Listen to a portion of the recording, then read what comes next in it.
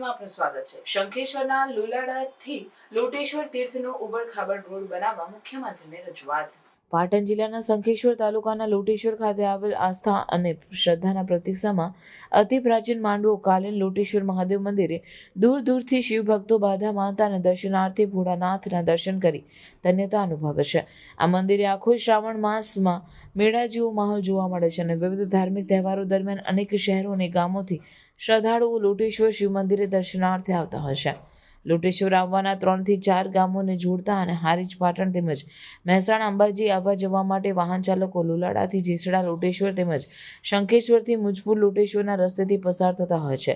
જેસડાથી લોટેશ્વર અને શંખેશ્વરથી મુજપુર તેમજ લુલાડાથી ખીજડીયારી વાયા જેસડાથી આવવા જવાના રોડ ઉપર અને રૂની થઈ મુજપુર રોડ ઉપર મસ્ત મોટા ખાડાઓ પડવાથી વાહન ચાલકો પરેશાનીનો સામનો ભોગવી રહ્યા છે।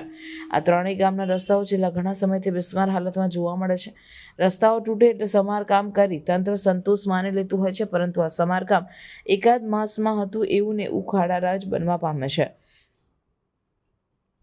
તેથી આ રસ્તો નવીન અને પહોળો બનાવવા બાબતે મુજપુર લોટેશ્વર અને લુલાડા તેમજ જેસડા ગ્રામજનોએ નવીન અને પહોળો રોડ બનાવવા માટે અવારનવાર માંગણી કરેલી છે અને ફરી એકવાર પાટણ જિલ્લા ભાજપ પ્રમુખ રમેશભાઈ સિંધવે રોડ પહોળો અને નવો રોડ બનાવવા ગુજરાત રાજ્યના મુખ્યમંત્રી ભૂપેન્દ્ર પટેલને પત્ર લખીને લેખિત માંગણી કરવામાં આવી હતી। હવે જોવાનું એ રહ્યું કે આ વિસ્તારના લોકોની વર્ષો જૂની માંગણી ક્યારે સંતોષાય છે।